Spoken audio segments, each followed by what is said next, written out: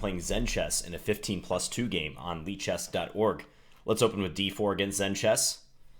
So I originally looked for an opponent in the 2200 plus range, but I wasn't getting anything. My seek was just out there, no one was clicking on it, so I dropped it down to 2000. I'm going to say, I don't know if I can say something to Zenchess. I think I played this player before, if I'm not mistaken. I want to say I played them on ICC before, but I could be wrong about that. Okay, so e6. I'm going to play knight f3 this time around. Usually I play knight c3, but knight c3 does allow the Nimzo-Indian. That's the major drawback of that move order. Despite knight c3 on move 3 being probably the more harmonious move, especially for most d4 players. So black plays b6. This is the Queen's Indian defense. And now I could try to play kind of a hybrid system that I've experimented with. I think I'm going to do that. So I'm going to play knight c3 now, which does allow this bishop b4 move again. But, okay, now I'm going to play g3. I've had some experience with this a couple times OTB over the board, and also in some blitz games. I don't think it's the greatest idea for white, but it tends to take players out of their comfort zone. And in these slightly quicker 15+2 games, I think that counts for a lot. So we'll see how he reacts. So I'm letting black take on c3 and double my pawns, should black so desire, but white will gain some compensation for that. I'll get the bishop pair instantly, and it's not going to be so easy to exploit these pawns. I'll try to keep pieces on the board. This bishop will come to g2. The dark square bishop may have a slightly more difficult time getting in the game, but if black were to put the bishop on b7, it's not out of the question that white could play d5 at some point and try to block that bishop out. So he just continues bishop b7. Let's put the bishop on g2 as planned. So yeah, a slightly lower rated opponent than I would have liked. I'm really trying to challenge myself these days, play, as high rated opponents as I can. But it's tough with the standard category. It's just, unfortunately, title players in particular don't play longer games online. They pretty much stick to bullet and blitz. Maybe most people don't have the patience for it or don't want to deal with potential cheaters and whatnot, but it's kind of unfortunate. Because it really is the best time control for improvement, these rapid games and longer. So c5. So I could think about d5 already, if I like. And one major idea is after e takes d5 to play the knight away somewhere, like knight h4. Looking for bishop takes b7 if black were to advance the d-pawn. However, I'm just looking at the line, so d5 takes knight h4. I wonder if black can actually play d4 there. And then if bishop takes b7, take on c3. That may not be so terrible for black. So I'm thinking it's probably simpler just to castle here for me. And if c takes d4 then, maybe even play knight b5. That's an option. What else could I do here? You probably don't want to play a3 in this type of position and force black to take on c3. That's kind of part of black's plan anyways. So we don't want to waste a tempo doing that. So I think it's between just castling and advancing d5 immediately. The other thing that could happen is if I advance d5 immediately and black just ignores it and they just take on c3 and just double my pawns. But then black is a bit cramped there in that resulting position, so I'm not unhappy about that. So d5 pawn takes, knight h4, let's say, d4, bishop takes b7, take on c3. I can just castle out of that and black's rook is toast on a8. Yeah, let's try it. Let's give this a shot. This is thematic, as I've already mentioned, so trying to block this bishop out so it doesn't see daylight along this diagonal. And let's see how Zenchess responds. I would bet that black's either going to take on d5 or take on c3. There's not too many other options. So if take on c3, the move is obvious. We're just going to recapture. If take on d5, I got to figure out where I want to put my knight. I think knight h4 is probably what I'll do, as opposed to knight g5. I want to open up this bishop, but the knight is more stable on h4, and it has potential to come to f5 as well. I'm just going to pre-move this move because there's no downside to avoiding that pre-move.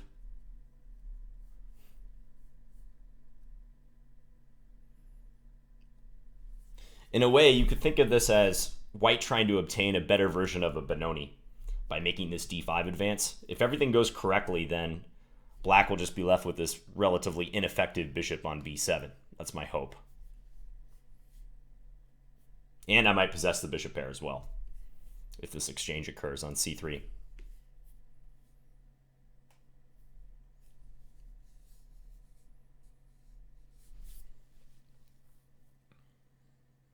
Okay, so black is thinking. This is a good sign for me. You know, one other line that might be of note is e takes d5, knight h4, knight e4. Then black would be attacking c3 twice. However, I think my lead in development there is really going to count for something. I could maybe even play bishop d2, or bishop takes e4, d takes e4, knight f5 is even a possibility, looking at the d6 squares and also g7. Although I kind of like bishop d2 a bit better. But that is a line that, if I were black, I would consider. This is already a critical moment for black, I think. I believe it's a good idea that Zenchess is taking their time. And Zenchess plays b5. So now we've got tension going two ways here on these pawns. So black is, I think, offering a pawn with this move. So I could take on e6, and presumably black will take back, and then I can take on b5 if I like. He might take over the center then, play d5. But you know what? I think that bodes well for me, because black's dark square bishop, again, is still likely to be exchanged for my knight on c3. I think I like that. I think I like that possible trade coming up. I don't think I want to do too much else here. I mean, I could castle maybe, but black takes on c4 then. I don't see what I've gained. So let's take this guy on e6. And I'm expecting fe recapture. Don't think anything else would be good for black. Black's not going to take with the d pawn because that would allow the queen trade and then the capture on b5. If black's going to sacrifice a pawn like this, I think it's important that black keeps pieces on the board. Keeps as much potential for counterplay as possible. Okay, so if I've come this far, I got to take on b5. Anything less would just see my center disintegrate, so I've got a pawn to show for my troubles. Yeah, I think black's just going to play this in Gambit fashion. There's a line called the Blumenfeld Gambit where something similar happens to this. But usually black's bishop is not out on b4, and white usually doesn't get this fianchetto so quick. So I think that difference should mean that I have an advantage compared to that line. Black's going to have to prove compensation here. If black wants to try to regain the pawn, I guess they could try queen a5. So double attacking c3, also threatening queen takes b5. But it may not be worth having to give up the dark square bishop in order to win the pawn back on b5, especially if, let's say hypothetically after queen a5, I just play bishop d2. Black takes on c3, I take with my bishop. I'm going to have a nice bishop on that diagonal. So yeah, black plays this move. I think just castles. I don't see a reason to do anything else. Seems a little early to play a move like knight g5, so I don't believe I'm going to go for that. If castles and then d4, I think just knight a4, whereupon a3 is a big threat already. Also, I can look to try to tear down black's center. Yeah, castling is just almost a mandatory move here. And don't hem and haw about moves that you're almost certainly going to have to play. And the shorter the time control, the more you just got to make a decision. Just go with it. I'm telling myself these things as, you know, self-affirmation as well, because you guys know I'm working on my time management. It's an ongoing struggle for me. I swear it's not so bad when I'm not commenting on a game. Like in my OTB games, I do get into time trouble from time to time. Actually, a lot of the times. But it's not nearly as bad as some of the games you guys have seen. But got to work on it. It's one of my major weaknesses.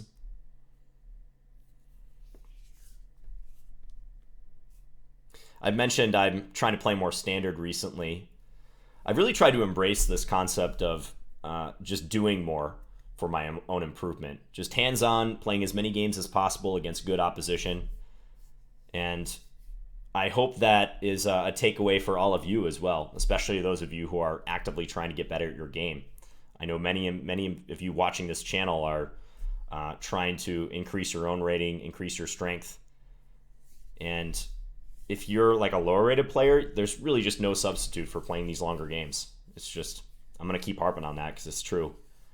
Don't worry about studying. Spend most of your time playing actual games against strong opponents and analyzing them. The studying can come later. You can always study. You can also always play, but you need to build that base of experience is what I'm saying. Okay, knight bd7. So here I am thinking about knight g5, attacking that pawn on e6. I wonder if I can organize a real quick assault on this pawn. Knight g5, let's say queen e7, and then bishop h3. Is that too brash? I guess black can play knight f8 or maybe even e5. Yeah, that might be a bit premature playing that way. So I want to tear down this central structure that black has. Mr. Gorbachev, tear down this wall. How am I going to do that? Yeah, I think knight bd7 is a good flexible move by black. I could maybe play bishop f4, but that doesn't interfere with black castling at all. I really feel like the key is either going to be e4 at some stage or an attack on that pawn. But I'm not seeing how the attack on the pawn is going to yield anything great in the short term. Knight g5, queen e7, bishop h3, and then just, let's say, e5. Black has d5 sufficiently defended. Yeah, it should be all right. Maybe I got to concentrate on the queen side for a couple moves here. Like bishop d2 and then play a3, something along those lines. But I don't like that. That gives black a chance to organize. Was thinking about e4 right away, but black could always play d4 at the very least. I mean, maybe I accelerate matters with e5 then. Doesn't seem like it's working.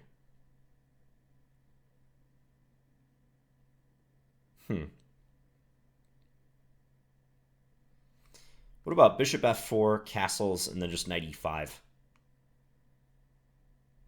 Trying to block the e-pawn and maybe trade a pair of pieces. It's okay. None of these plans are really grabbing me, though.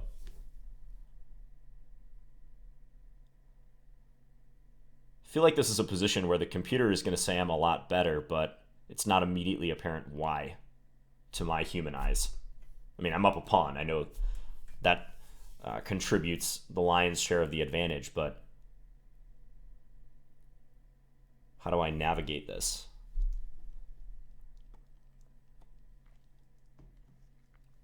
I'm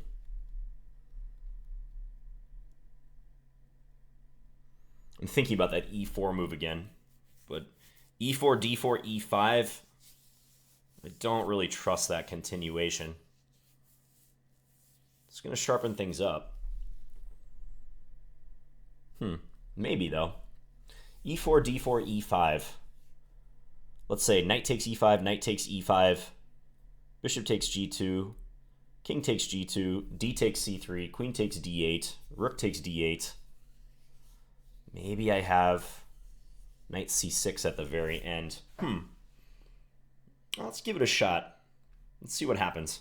I don't see a direct way other than e4 to really assault these pawns, and I don't want to allow black a couple tempi to organize. Play moves like castles, queen e7, rook c8. I mean, this might be too bold, but for a fast game with this amount of time, I'm willing to take this risk. I am up one pawn. I can afford to give it back. And black does play d4, so let's continue as advertised here. So I'm trying to push black around in the center as well. I might be sacrificing a pawn. It's very possible I'll lose a pawn back in doing this, but it's going to distract black for a while too. So knight takes e5 is critical. I think also knight g4 and d takes c3 would have to be examined by black as well. If black plays, say, d takes c3 and I take on f6, at least then black's e and c pawns are separated. So we got rid of that d pawn. That's going to significantly weaken black's structure, I feel. So if I were black, I would probably be opting for either that move or maybe knight g4. If knight g4, I got to move this knight, I think. Maybe not. Maybe I could get away with a move like h3. It's a lot to digest already. Okay, black's going to take there. So yeah, let's take this.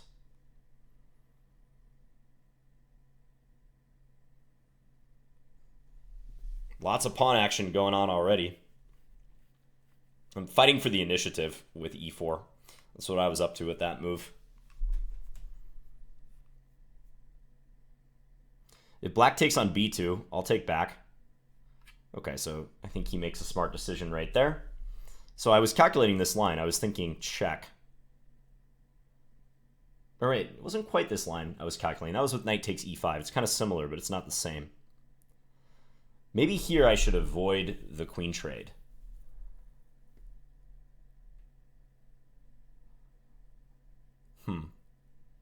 Yeah, because if I trade, rook takes, and then I take here, bishop takes, there's no reason to think I would have an advantage there. In fact, I might be in some trouble. Rook b1, bishop e4. So I'm thinking I should perhaps avoid the trade now. Queen e2. Yeah, let's play queen e2. Take aim against the e6 pawn. Black may not have a chance to really save that pawn. He should probably just pitch it. Castle, let me take it with check in the interest of opening lines.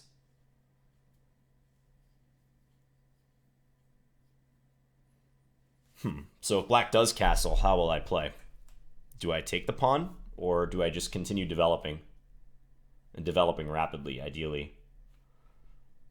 Kind of leaning towards rapid development.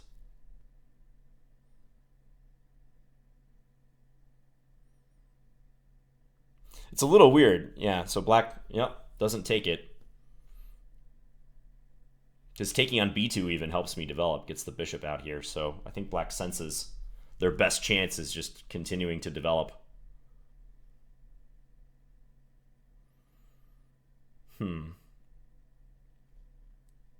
So a simple option for me here is to take, and then play bishop b2.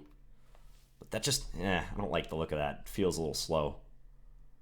But where else do I put my dark square bishop? I could pin with bishop g5, but black's just going to play h6. I could play rook d1 here. It's playable. Just try to gain a little time. Rook d1, queen e7, bishop f4 perhaps. But then knight d5.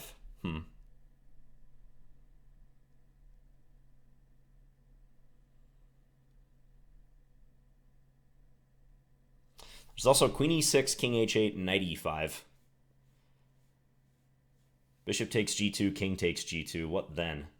What in the world is going on? I'm threatening knight f7 there, I guess. My knight is actually pretty dangerous. I was anti-queen takes e6 for a short while there, but now I'm coming around to this move. I'm thinking about doing it again.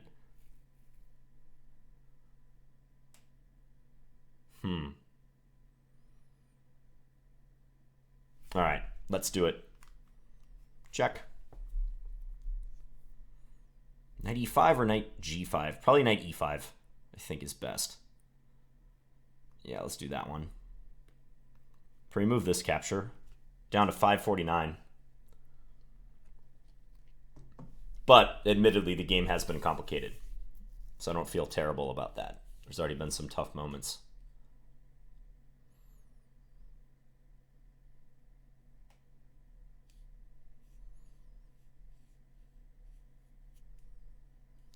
I feel like queen c7 somewhere is probably what black should do.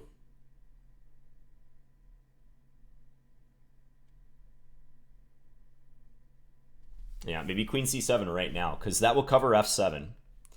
And also black could be threatening rook e8. So that may require me to play a move like something like moving the knight. Knight d3, let's say. Queen c7, knight d3. If ever queen b7 check, I can play queen c6. I think that's important. But still, I don't like this c3 pawn just hanging over my head at all times. Stops my bishop from coming out. I can't play bishop f4 comfortably against queen c7.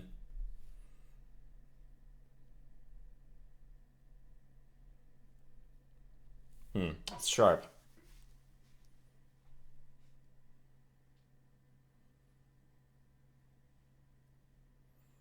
I don't see too many moves black can try other than queen c7, because knight f7 is a threat.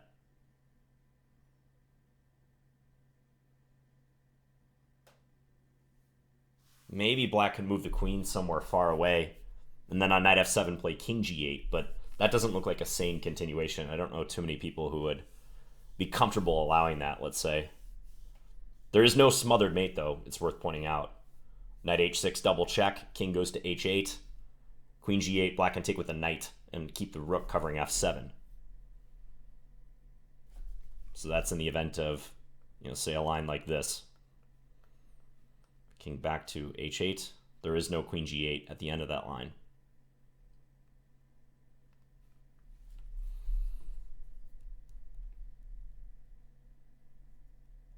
What else could black be contemplating here? Maybe queen d4? Queen d4 threatens stuff on b2. No, black plays c2 instead. That was unexpected. So black says, go ahead and play knight f7 check. But what's the kicker here? I mean, I control c1 pretty well, so is black going to get some material back somehow? Queen d1 at the end, but that doesn't scare me, I don't think.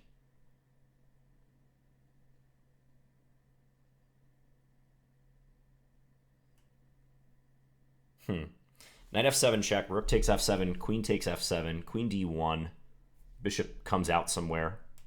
Let's say to g5 even. That should just be good for me, as far as I can tell.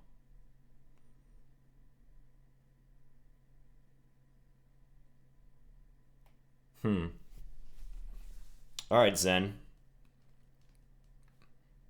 Prove it. Let's see. I could be missing something. It's definitely possible, but I'm not convinced that this c2 pawn alone is going to give black enough compensation here, because I have c1 so well guarded. Even after this bishop moves, both rooks will be on that square. So now I'm up a fair amount of material. I'm up an exchange plus a pawn. So 3 points of material. That means, if necessary, I can give a little bit of material back if I ever need to simplify the position. That's a useful defensive technique. I'm firmly in consolidation mode right now. That's how I would describe it. I'm up material, but I'm not going to win instantly because of that material. I still need to stamp out black's counterplay. So queen there. Okay, so I'm thinking of a couple things. Bishop g5. I'm also thinking about queen b3. Queen b3 is kind of attractive because I don't think black can stomach a queen trade. And if black checks on e4, I have queen f3. So queen b3 and queen takes b5 runs into queen takes c2. And I pick off that pawn. So on queen b3, I think black's probably going to run away with the queen to f5 or g6. Maybe g6 has to be played. But then I get a chance to start bringing my pieces out.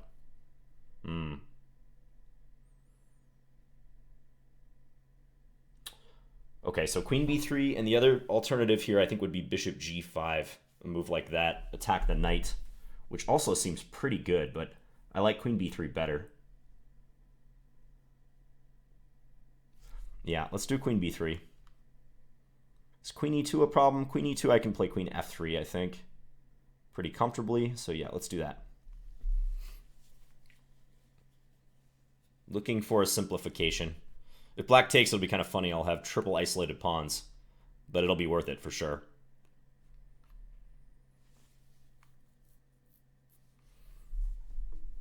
And a queen trade is absolutely off limits for black, unless they're going to win material immediately in doing so. They can't trade queens. That would be the death knell of their position. So I think queen g6 should be played. Queen e2. Okay, so I can play queen f3. I think I will. Look for the swap. Black might just play rook e8, though, to try to trade queens but get the rook to e2. But I think even then, I'm very pleased with that development. Feels like the c2 pawn is going to be lost sooner or later. Let's say rook e8, queen takes e2, rook takes e2, king f3. Black would have to retreat the rook somewhere. Bishop e3 is coming next, followed by, ideally, rook c1.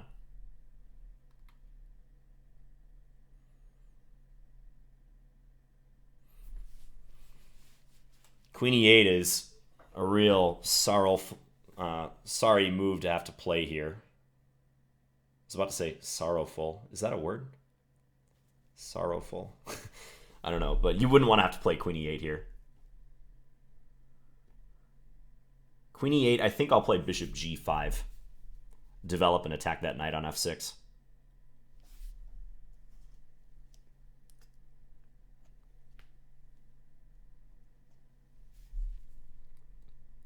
Sorrowful should be a word. Full of sorrow. I don't see why not. Okay, so this... Do we have something against knight e4, though? Knight e4 is a little annoying.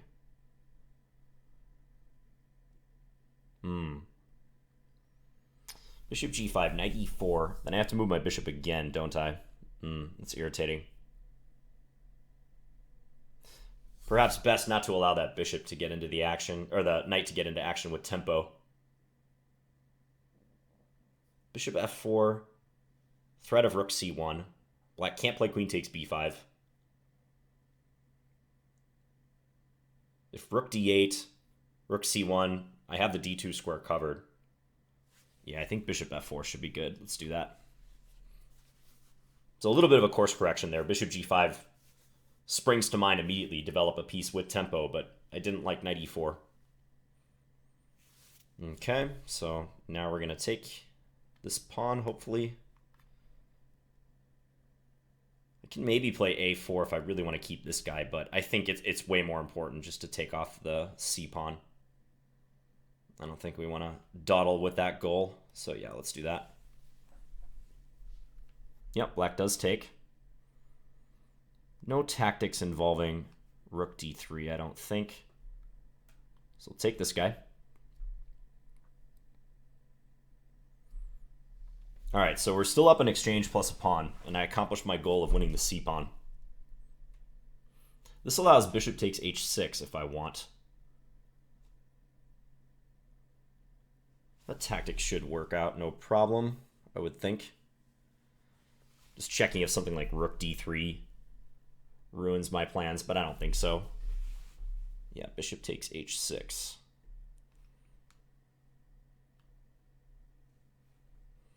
Getting down there on time.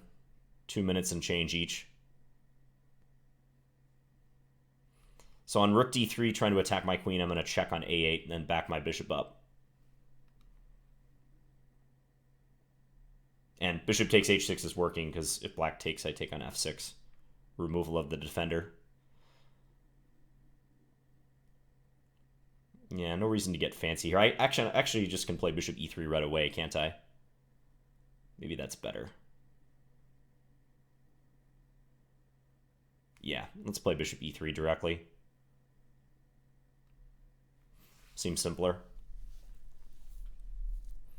So we want another pawn. Black's got a little activity. I think rook d1 is the move I'll play next to try to neutralize black's play. Continue swapping down. Against this, I was thinking check. And then maybe check on f5. Can also check on h5, but I think better to check on f8. Yeah, let's check on f8. Check.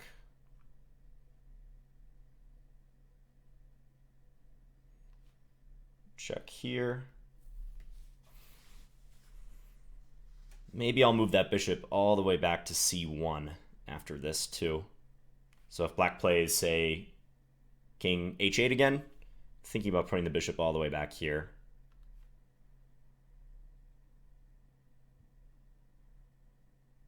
It's a little annoying. Black might put the queen back here, but I think I can handle it. Maybe king g1 is best in this position. Ah, no, there's actually some weird tactics going on. Nah, that should be fine. I'm just calculating some stuff here, guys. Yeah, this should work. I just don't want black to put the queen back and threaten discoveries. Now if the queen comes back, my king's not here. Also, the rook would fall. So just trying to prevent some stuff like that.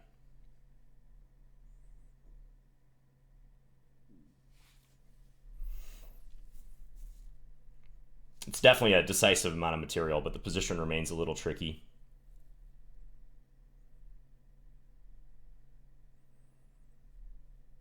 I'm offering black a pawn, but then I'll get at their king real quick.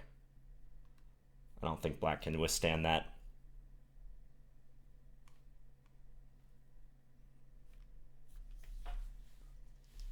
Under a minute each.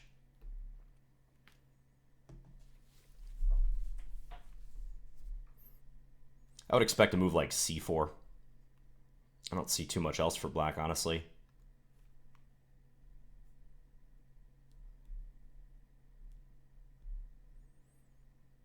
Bishop takes c5 might be a threat by me. Yeah, could definitely think about that if given the chance. Okay, so here I can take on d5 with check, though. And only then take the rook.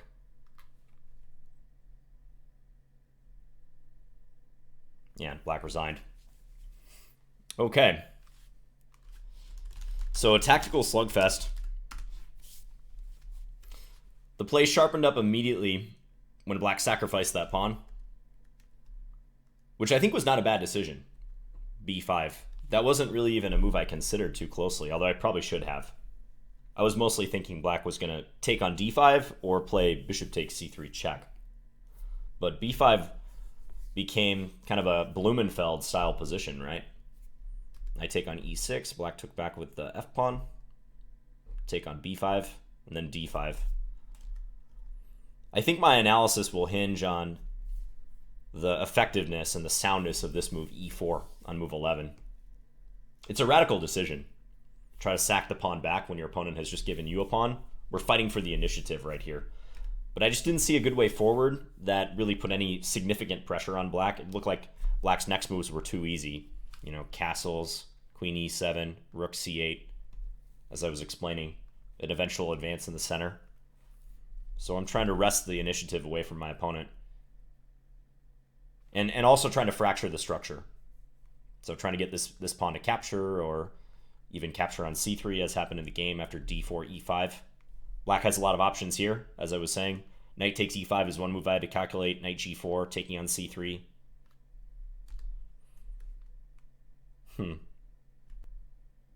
I think black went astray in this position. If I were to identify one moment where it felt like black lost the thread, it was right here. Or actually, technically, this position after the trade of bishops. So it feels like with queen c7, black does not have to sacrifice the exchange. And I'm the one who has to be careful with my potential lag in development. I was trying to exploit black's lag in development when I played e4 on move 11. But yeah, black had played queen c7 here. Then f7 is reinforced. Bishop f4, I think, runs into problems after the capture on b2. Although, actually, I have knight g6 there. So maybe bishop f4 is okay against queen c7. But it didn't feel like the c2 move, sacrificing the exchange, really panned out for black, because black is placing a lot of hope in their c-pawn now. The hope of their entire position, really. And it's just so hard to ever promote that. So unless black somehow wins material, I don't trust this idea. So we'll see what the computer has to say. But yeah, queen c7 felt like the move to me at the time for black. Maybe even a slower move too, but there aren't too many other options. I think it almost has to be a queen move in view of knight f7 check. I think I handled it pretty well after I won the exchange. Queen b3 feels like the right move here. Bishop g5, as I said, is also a decent candidate, but queen b3 backs that queen off. It's going to force it to an inferior square. So I'm using the queen trade as a way to bully my opponent and look to simplify the position when I'm up material. This is how you mostly want to win games in your head material. Just ruthlessly simplify. Just burn that into your head. And this was an important realization that bishop g5 is not the best move. If this were a blitz or a bullet game, I think I would have played bishop g5. I mean, we were playing pretty fast at this point, but that's just my first instinct move. But after knight e4, the task is complicated because of knight d2 ideas. Yeah, and I think after this, it's over. I just have to make sure that I don't blunder in time pressure. Black's down too much material. King g1, this very almost final move, king g1. That's a purely prophylactic move. I'm trying to stop black from playing this or this, lining up discoveries against my king. So once again, I'm going to check e4 in particular. I want to know if this decision is justified, if the computer approves of it.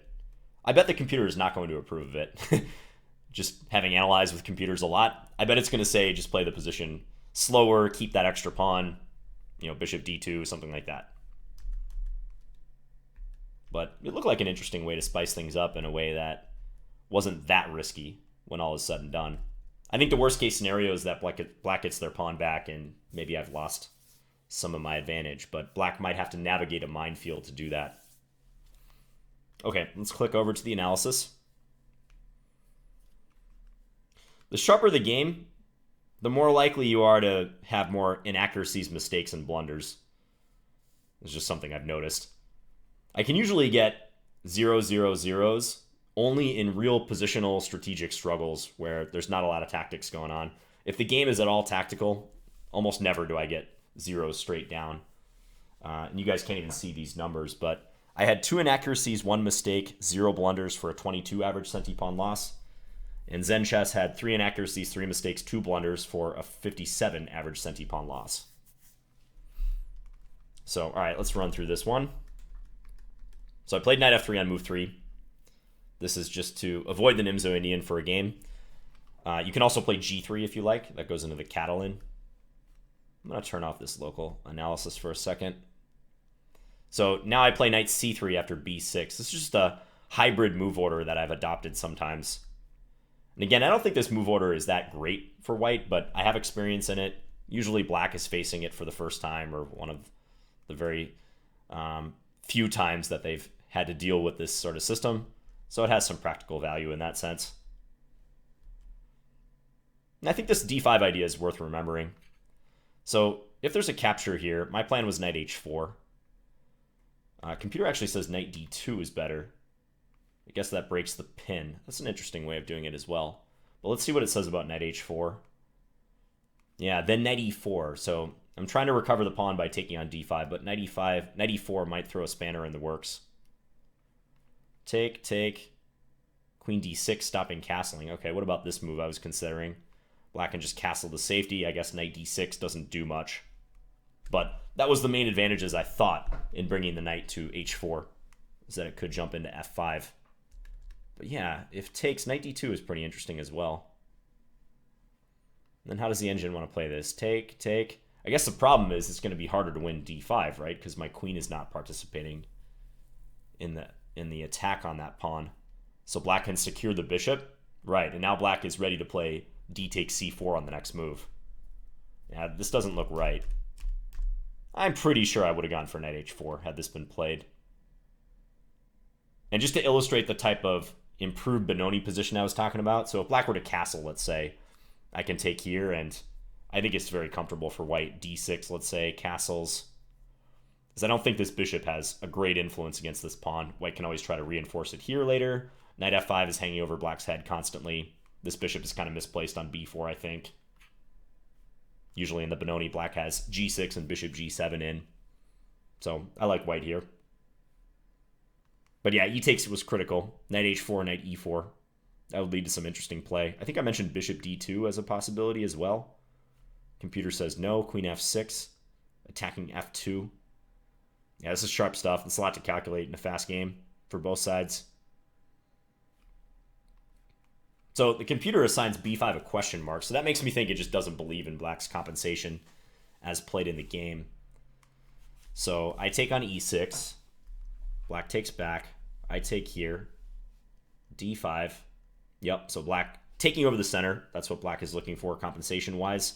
Got these 3 nice center pawns. Castles. Knight bd7. Okay, so here's the moment of truth. Let's throw the Stockfish engine on and see what it likes. So I see the eval right here. It doesn't hate e4. It gives knight a4 as the main move, but that's the same evaluation practically as e4, so that makes me feel pretty good about my decision. We'll investigate the tactical nuances, but that's promising. So let's just see how the game would proceed with something calmer like this. Knight a4. Okay, queen e7. Let's just follow the computer's moves. Knight takes c5. It's not a tactic I looked at. And the idea is to try to play b4 quick after black takes, whichever way black takes with. Then white gets the bishop pair on a pretty open board. Yeah, that looks pretty good too. But I really feel like if white plays banal moves, then they can't count on much of an advantage. Like, let's say I were to play, I don't know, bishop d2 here instead. Take, knight takes, castles. I guess there's maybe still something. It is a pawn after all. But it's hard to make use of this pawn right away because it's an a pawn and two b pawns against black's a pawn on the queen side. But for the moment, black's central configuration just looks much more imposing. So it's going to be a long grind to prove that the 3 versus 1 on the queen side is more meaningful. Okay, well, let's see e4. I see the evaluation of e4 just got ratcheted down there. Okay, that's interesting. So better is to play bishop takes c3. Yeah, I thought there was a chance black might go for that. Zenchess played d4 real quick, but take on c3. Wow, knight g5. Don't even take the bishop back. I think there's almost zero chance I would have played that move. You guys could accuse me of using stockfish if I played that move. I almost certainly would have just taken here, and I was hoping that my bishop pair would give me compensation here for the pawn that I just gave up. But it's still equal material, mind you. I haven't lost anything overall because I was up a pawn to begin with. Yeah, this still looks nice for white. I would still much rather be white here. h4, I guess if black takes, probably queen e1, attacking both the knight and e6. Yeah, stuff like this starts to look very good for white. The position is opening up. I think a bishop on this diagonal in the future is going to be difficult to handle for black. But still, bishop takes c3 was a critical move. Definitely. I think if black takes here, probably knight g5 is just very good for white. See how weak these pawns are. We've got attacks galore going on. So that's a lot of compensation. So d4, and here's where I charged ahead with e5. Still with advantage, but the computer says knight a4 is still better. And that's not really in the spirit of e4, though. This is why computers are so good, one of the many reasons. They have no preconceived notions about how things should go. They're just brute force calculating machines. So to a human, I think playing e4 and then playing knight a4 after that looks inconsistent, but a computer doesn't think in those terms. Doesn't think at all. Okay, so I go ahead with e5, the more forceful move. Yeah, take. Okay, so here's where I mentioned that black does have a few candidate moves. Let's just run through these for a second. If knight takes e5, yeah, it felt like this continuation was ending up in my favor. I was thinking about just trading queens here. a3 is the recommended move, but let's just say I trade and then play even. I was thinking knight c6 would be good. Am I wrong about that? Attacking the rook, also hitting b4 and a7. Rook here. Yeah, maybe now a3. I can see why that a3 move is useful. The bishop can't go to a5 because my knight covers that. Take, take. This looks great for white. I've got this tremendous knight here. Black structure is kind of fractured, still weak. C and E pawns. Yeah, black is suffering there. So I think that rules out knight takes e5 pretty conclusively. There's better ways to play that, perhaps for both sides. But what about knight g4? Knight g4 is almost immediately losing because of knight g5. So again, I could ignore the attack on this and go knight g5, which I think I actually mentioned. Or no, I'm sorry. I mentioned h3 here. What about h3? That's not as good. Okay, take, take. Bishop takes. Say take back. I was thinking queen h5, but I'm seeing now that black can always play knight g6 if I do that. Yeah, we're back to f7 even. That should be fine. So on knight g4, though, knight g5 is a powerful shot. Okay. Hitting e6 and g4. Bishop takes g2. And then you just ignore the bishop. Wow. We take. How is this going to work? So if black continues gobbling here, you take on e6 with the knight. This is getting highly tactical, guys. I mean, the chance that both my opponent and I would be able to calculate this accurately, especially in a rapid game, is close to 0. This is really complex stuff. So currently white is down an entire rook, and it's black's move, but I am completely winning according to the computer. That's like typical engine stuff right there. Huh. Yeah, I guess just the threats on g7, the threats to black's king are too significant. Let's say just here. Check. I guess if the king runs to d8, there's bishop g5. So let's say king f8, knight comes back. Let's say here again, knight d5, the other knight joins in. Stockfish has no regard for human life or material. Yeah, okay. Well, the main takeaway I am getting from this, because again, I could try to parse out all these variations, and if this were a tournament game, I would probably spend more time in the analysis actually looking at that stuff. But given that this is a rapid game, and I played e4 largely on instinct, this is mostly just an attempt to try to validate my intuition about the position. I want to know if what I was feeling about the position and had somewhat calculated was correct. And it's looking like it was correct. White does have an initiative here. It's just these lines, the execution of it is going to be the tricky part if black plays the absolute correct moves. But the fact that black has to play absolutely correctly here to try to survive is demonstrating that e4 probably on a practical level was a good decision. But there's still more game to be shown here. So d takes c3 was played, which is apparently best. Take. Yeah, now black took here. And now the computer says I should perhaps just trade queens. I played queen e2, thinking that a queen trade was more so in black's favor. But let's see what the computer has in mind if the queens do come off the board. So I thought this scenario would be a little hard to resolve. Okay, now knight e5. Yeah, I think I looked at this briefly. This is like that other line, except that I think white is down a tempo compared to that line. Because in that other line with knight takes e5 that we're examining right back here on move 12, that was one of the alternatives. Then my knight was getting to e5 immediately. So it was this position with white to move, I believe, and white was getting in knight c6 right away. So that's interesting that even here with black to move, it's still over +1 for white, so still very promising for me. Probably because that knight is coming to c6, and the tension between these pawns will be resolved very soon. Let's just see. Castles. Yeah, again, that a3 move. That's a very important move, it seems like. Because if that bishop ever goes to a5, knight c6 has a pronounced effect here. Take, take.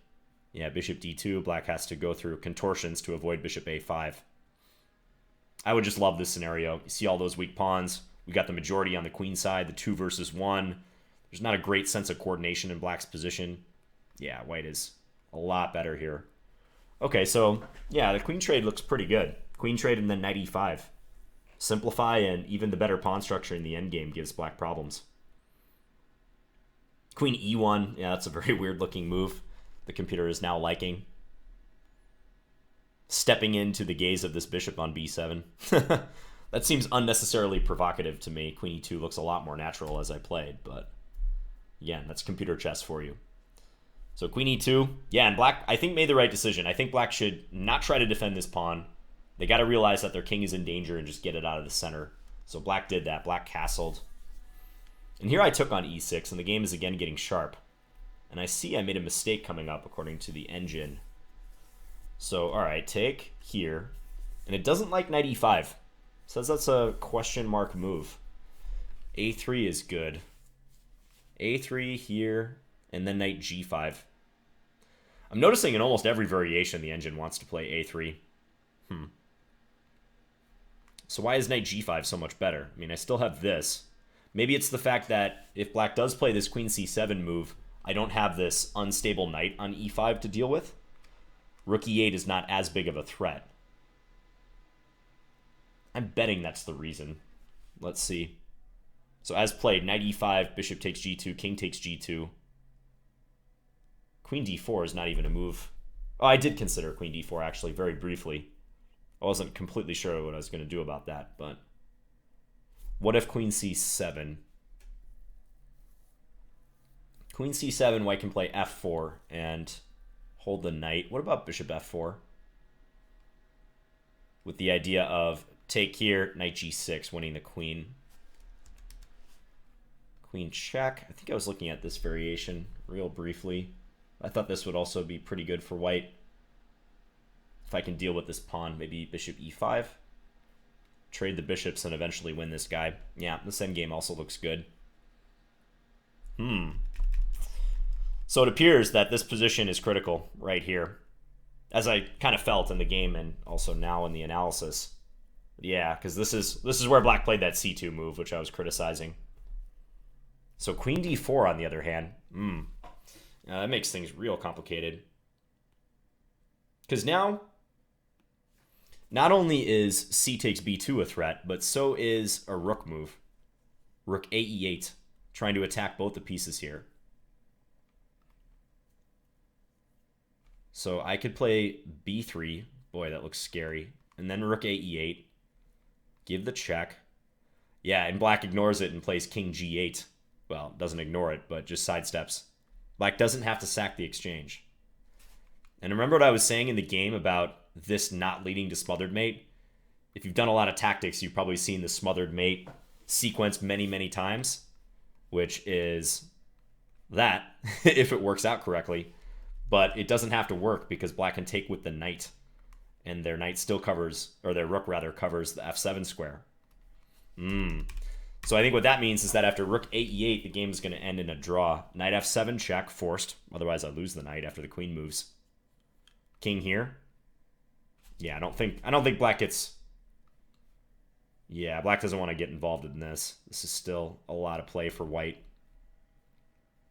I'm still up the exchange plus a pawn, so yeah, black doesn't want to do this. So king g8, and then we're just going to have a repetition here. This is double check. Black has to play king h8, and we're going to repeat the position. Draw. Complicated line. Yeah, queen d4 would have been a nice move, though. And it does seem like I have to tend to the b2 pawn, so I would bet that if I play knight f7 here, this is fine for black. They're going to win some material. Now they have two minor pieces for the rook and a slight advantage according to the computer. That's probably how the game should have ended if both sides played perfectly. But instead black played c2. Yeah, and that instantly goes up in white's favor, +3 and some change. Black loses the exchange, and yeah, the c pawn is just not enough. Queen b3, good defensive move. I don't know if black has too many good alternatives to queen d3. It feels like the queen does have to come in and assist the c-pawn, because next move I'm probably going to do that, if given the chance. If queen d1, hoping for rook takes d1 queen, yeah, I can just continue developing, and you see how the rooks get connected and c1 remains defended? It's bad. Bishop takes f6 is coming. Black's losing. So queen d3, queen b3, queen e2. I thought maybe queen g6 was the best option. Move the queen far away where it still defends this pawn, but queen f3 doesn't create this nasty situation down the diagonal as it did when black put the queen on e2. Yeah, this is still winning for white, but it's going to take some care. I probably would develop the bishop here. Probably bishop e3 with this to come. So queen e2, queen f3, queen all the way back to e8. Yep, bishop f4 is the best move. If this, there's knight e4, which apparently also is still winning. Huh, I can do that. It's interesting. Pin the knight. Give up the exchange temporarily, but the knight is pinned. Yeah, that's going to take care of business too. I think I can easily deal with the pawn now. Even if I had to play a move like... Yeah, queen c6 looks good. I think even if I had to play this move, it would still be winning. Rook e2, king f1 maybe? Not king f1. Let's not do king f1. Yeah. Queen takes c5, threaten a back ranker. Yeah, okay. But bishop f4. There's not even much to calculate. We can go corral that pawn. I actually didn't see that he could play queen g6 here. He could try that move to hold the pawn. That escaped my attention. But queen e2 should win it back very soon anyways. Yeah.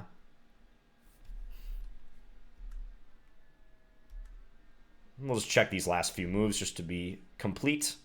h6 does run into bishop takes h6, but black's position is already very tough. Rook d3. Thought about checking, but I think bringing the bishop back is also good.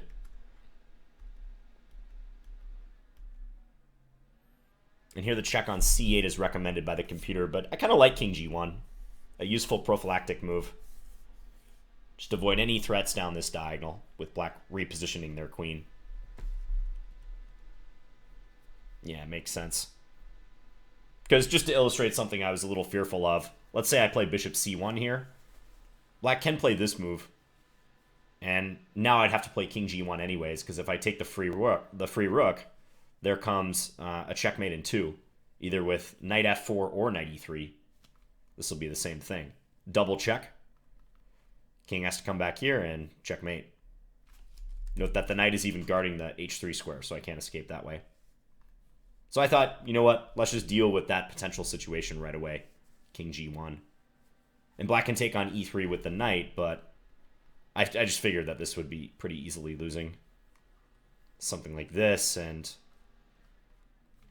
I was thinking do that, and then get the rook to f8 next. Yeah, it's going to win in short order. So instead, black took with a rook, but that allows the capture here. Maybe black had in mind something like this, which would be really cool if I had to take with a king, but even here I could take with a queen, and knight takes e3 is not coming with check. Okay, so a real hand-to-hand tactical battle in this one. From pretty modest beginnings, you know. Sometimes the Indian openings don't produce the most exciting positions right out of the gate, but yeah, this one got plenty exciting, especially after black played b5, and I took the pawn, but then soon gave it back with e4, which seems to be justified, leads to lots of tactical situations. I would say, as far as my play, if there's one decision I could take back, it would probably be this one. Mark this moment down, guys. March 1st, 2017, at around 11 o'clock p.m., John declined a queen trade that would have been good for him. Queen takes d8. So instead I played queen e2, but it seems like this position, even though I might still have an advantage here, it's hard to prove. I gotta play a3, bishop a5, knight g5, which seems less natural to me than just this move right away, whereupon queen d4 would have really confused the issue and probably should end the game in a draw, actually, if both sides play correctly. Anyways, I hope you guys enjoyed this game, and play those standard games. You know, try to really make a promise to yourself to embrace hands-on learning in chess, which means playing games. Like, if you're like 1200 or something, don't worry about studying tons of chess. It's okay to pick up some classic books and go through master games and watch my videos, other YouTubers, but the lion's share of your studying, or lion's share of your chess improvement should be playing longer games and analyzing them. I mean, that should be the vast majority of the time you spend playing chess. All right, guys, I will be back again soon with more standard videos. Thanks again for watching. Talk to you guys later. Bye.